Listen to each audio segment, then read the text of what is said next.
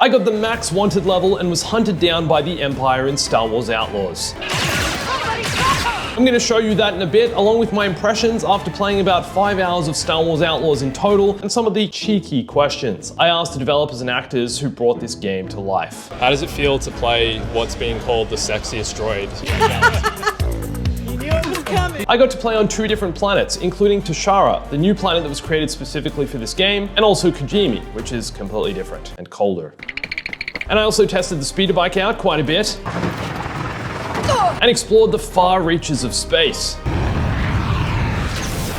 Jumped into a few side missions. It'll be used for something good. Tested the stealth mechanics, the blaster, Nix, and found myself completely lost in the world of Star Wars.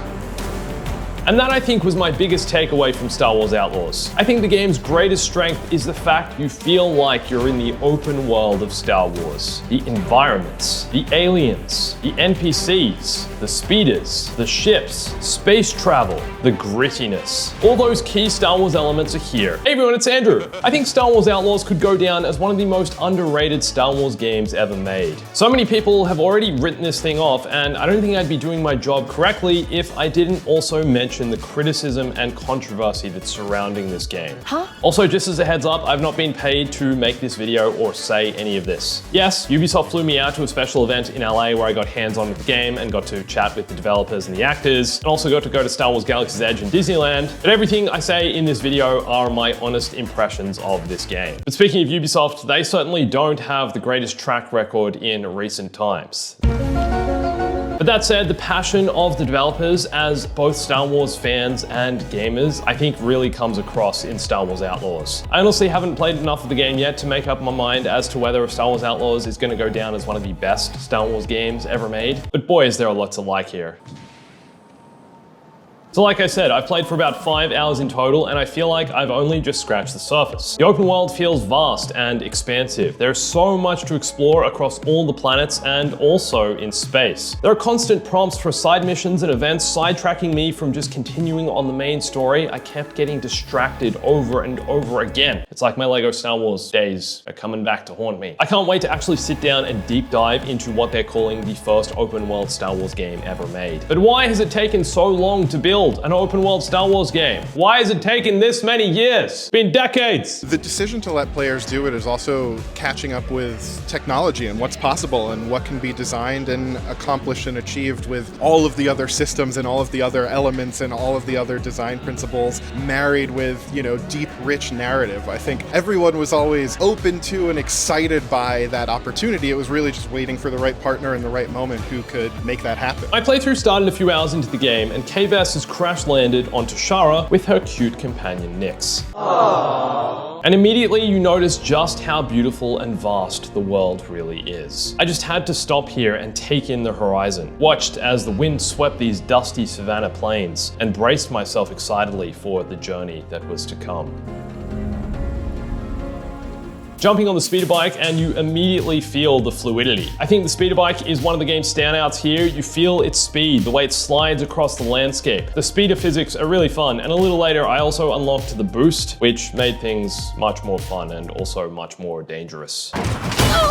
After taking out a few rogue bandits using Kay's Deadeye-inspired rush shot ability, I stopped to say hello to a new friend. Hey there, big guy. And then I made my way to Miragana City. Now, it may not seem like it from the outside, but upon entering, the Empire's presence here is really obvious. And suddenly, you're reminded of where you are in the grander Star Wars narrative and timeline. Set between The Empire Strikes Back and Return of the Jedi, the Empire's presence throughout the galaxy is still strong. And then the Stormtrooper literally says the line. Let me see some identification. Oh, yeah, sure. All right. Move along. I thought I was gonna have to blast him for a second, but I'm gonna come back here soon and mess around with these guys in a bit. I also noticed that in these public areas and in these, I guess, hub areas, you can't actually draw your blaster. Not at this stage of the game anyway, but there might be ways around that. I'll get back to that soon. Okay, so I'm in the city, I find my way to the cantina, head on over to the jukebox to change the track that's playing, and that's when I realized, oh, you can just kind of hang out here. You can kind of do what you want. That's right, this is an open world game. I don't have to do anything. The objective objectives can all wait. I'm free to do what I want, and I'm in Star Wars. It's kind of a feeling I haven't really ever had in a Star Wars game. But it was around this time that one of the devs actually tapped me on the shoulder and was like, hey man, probably continue the story because you're gonna run out of time, and we want you to see a few things before you explore the open world so you can unlock a few extra things and feel like you're a bit more competent. Go away, I'm in the Star Wars world, I can do what I want. So I decided to crawl through this vent. Now this far into the game, I don't really want to say too much about Kay Vess as a character because yes, even though I've played around 5 hours of the game, I still haven't really seen much of the story. So I don't want to make up my mind as to whether or not I like her or I dislike her, but I don't not like her, if that makes sense. Huh? And at this point, she honestly seems really relatable, which is the angle they were going for with her, I guess. She doesn't have the Force or a lightsaber, and she really isn't special in any way. She's an everybody's person and is inexperienced, which I think made her fun to play as because you're basically learning with her and developing new skills along the way. But that's all I'm gonna say about the story for now, more soon in another video. But this brings me to the Underworld. You're introduced to each of the syndicates as you play through and start to get an understanding of how the reputation system works and how that's gonna affect your experience of Star Wars Outlaws. Basically, you get to choose who you want to side with, whether it's the Pikes, the Hutts, Crimson Dawn, or the Ashiga clan. And you can be in good favor with more than one of them at once, but it seems pretty challenging to keep them all happy at once, because a mission you perform for one syndicate may negatively affect another. But from what I've seen, being in good favor basically allows you to explore the district that syndicate controls and may also grant you upgrades, gear, and unlockables you wouldn't be able to get if you had bad favor. You're gonna have to choose which syndicate you go with and get gear accordingly. Now let's mess with this stormtrooper to see if we can actually get arrested. Like I said, in this hub area, Kay can't attack or draw her blaster at this stage in the game, or from what I've seen, so we'll have to be more creative with getting on the wrong side of this Imperial. How smart or dumb is the AI really? Hey, the main entrance.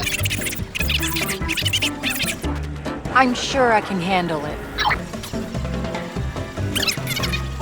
You want trouble? Okay, so it took me about 40 seconds to get this question mark to appear and for the stormtrooper to start aiming their blaster at my head. And then I got arrested. Would have been cool if there was more of an animation here showing what actually happened rather than the text just appearing on screen. But a bit later on in my session, I tried testing the max wanted level. I started by colliding with a small Imperial outpost, and immediately, with even just the first wanted level, the Empire will start shooting. I thought maybe they just try to arrest me at this point, but nope, they're going for the violent option. Also, I'm not sure what exploded here. I don't know, maybe they threw a grenade accidentally, or maybe I knocked something, I don't know, but it set me off to a great start. My wanted level soon went from level 1 straight to level 3, and the Empire rocked up with these trucks. I took a few of the stormtroopers out, which took me up to level 5. One more to go to reach max wanted level. I'd also killed a few speeder bikes by this point, so maybe I'd racked up, I don't know, 7 or 8 Imperial kills. But being this early in the game, I couldn't do any damage to the trucks, but it was at this point that I realized the Empire was landing these Imperial shuttles up in the distance. The Empire was bringing in extra reinforcements. Now, up until this point, if I kept moving, I honestly wasn't really being troubled. But as far as I know, it's also quite hard to get rid of your wanted level in Star Wars Outlaws. So no matter where you go, until you die, you'll stay wanted. I think you can hide for quite some time, and that will remove it as well. But I think it's a bit different to the way GTA's wanted level works, because we all know, we're all making the comparison. But anyway, that is until you activate one of these beacons, which clears your wanted status. At this point, the Empire had also set up roadblocks, and after taking out these guys, I'd done it. Max wanted level achieved. And I got this message saying Manhunt launched, reach the Death Troopers. And I'm pretty sure at this point you can't remove your wanted level by just hiding. I think they will come hunting for you regardless of where you are in the galaxy. And you need to activate a console to remove the wanted level altogether. So I decided to listen to the game and go find the Death Troopers. And they'd set up a temporary camp after landing on the planet. I thought my only chance to get through this was to keep moving, and I soon realized that my current blaster and equipment was useless against the Death Troopers. So clearly their armor is different to stormtroopers. And then I realized I'd actually killed the officer whose keycard I needed to remove the wanted level, so I went and picked that up. And then I approached the console to remove my wanted level, Kay Vess's face on the screen, but it was unavailable in combat. You have to actually take out the Death Troopers to be able to do this and remove your wanted level. And that was when I panicked.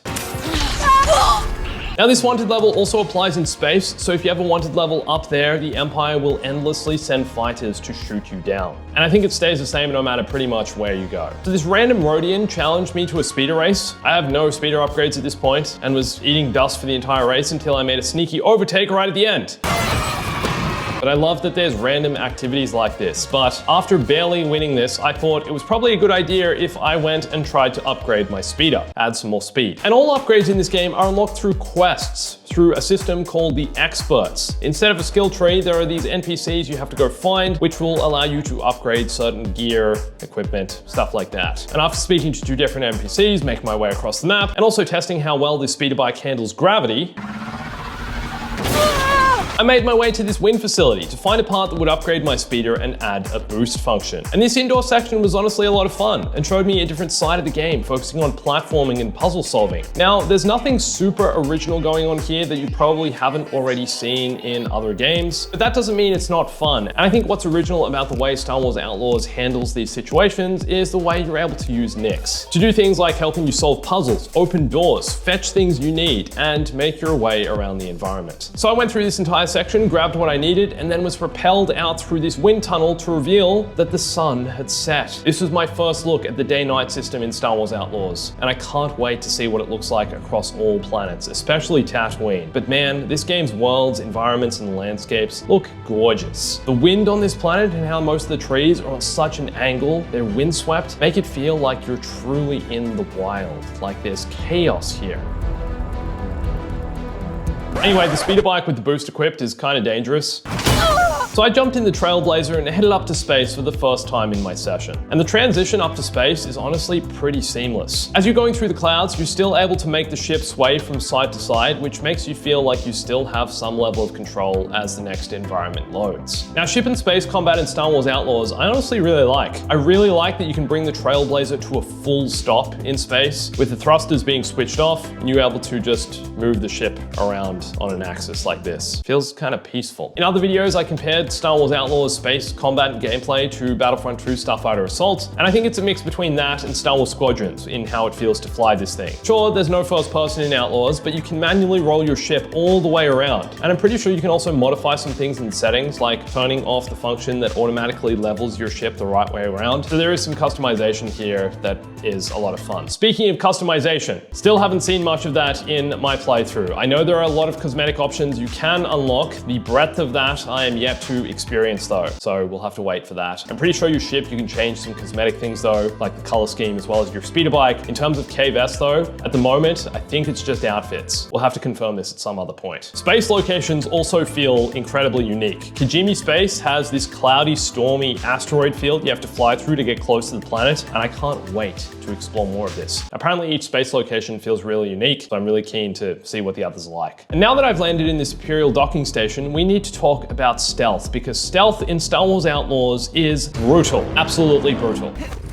Yes, KVS can punch stormtroopers with her bare fists, but if you can get past that, there are some pretty fun and creative ways of approaching each encounter. Whether that's using Nix as a distraction, attacking an enemy, setting off a trap, disabling an alarm, fetching you a weapon, whether you go in guns blazing or approach a situation more delicately. The game gives you a lot of agency in figuring out these stealth puzzles and making your way through a room of enemies. There are multiple routes to take and options to choose from with each encounter, and I love that. There's no right or wrong way of doing anything, except failing over and over again. That's the wrong way. You're doing it wrong. I was certainly doing it wrong.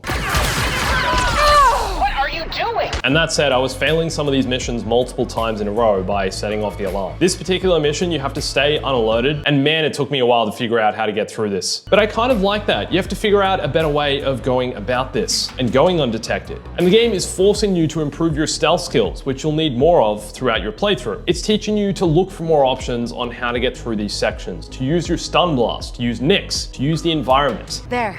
Now, the last time I played Star Wars Outlaws about a month ago for a brief amount of time, I complained a little bit about the lock picking and screen puzzles. This time around though, I honestly didn't mind them. They add a change of pace to gameplay, but I also didn't feel like they were slowing things down. I also really like that each planet itself and the environment feels incredibly unique to that planet. Stepping onto Kajimi for the first time was an entirely different experience. It's narrow streets and mostly just a network of alleyways and buildings that make up the city. And it does honestly feel like you're on a completely different world. And this is something both Jedi Fallen Order and Jedi Survivor I think really nail. Each planet and world feels unique, so it's great to see that that's also the case in Outlaws. Here, I decided to make my way to the cantina and place a bet on a Failure race, and I actually won. The developer behind me couldn't believe it. He was like, dude, how did you do that? Like, you've never played this game, you've never bet on a race, and you literally won. Felt very lucky. Maybe I should have made some real money. This earned me some extra credits in game, and I think it's actually pretty cool they've added gambling to a game that you kids are gonna play. So there's that as side missions. Like I said, you can just kind of hang out in Star Wars and do what you want, and that's the appeal of this, I think. That's the appeal of the open world here. Teaching kids how to gamble. It's a trap! You can also learn intel for a bunch of side quests by talking to randoms in places like the cantina or just out on the streets. There are a bunch of people I just bumped into and they were like, hey, do you want to learn how to do this? And I'm like, sure I do. I'll go do that for you. And then I went and did it. It was fun. It seems like there's a lot of this in the game, and I'm getting those Assassin's Creed Odyssey vibes. Very open world RPG style gameplay, which might also explain the sketchy facial animations. Yes, this game definitely has some jankiness. It's not flawless, but honestly, that feels on par with most open world RPGs. So, just saying. Even with everything I've said here, I feel like I'm only just scraping the surface. There's so much to explore in Star Wars Outlaws and so much more to enjoy. And I'm also going to be making a video answering a bunch of your questions about the game. So if you have any, leave them in the comments. And if you want to see more Outlaws, subscribe. And check out my interviews with the Star Wars Outlaws cast and devs, where I ask them things like, Is ND5 going to take the trench coat off at some point? I mean, Yeah, would 100%. you take it off?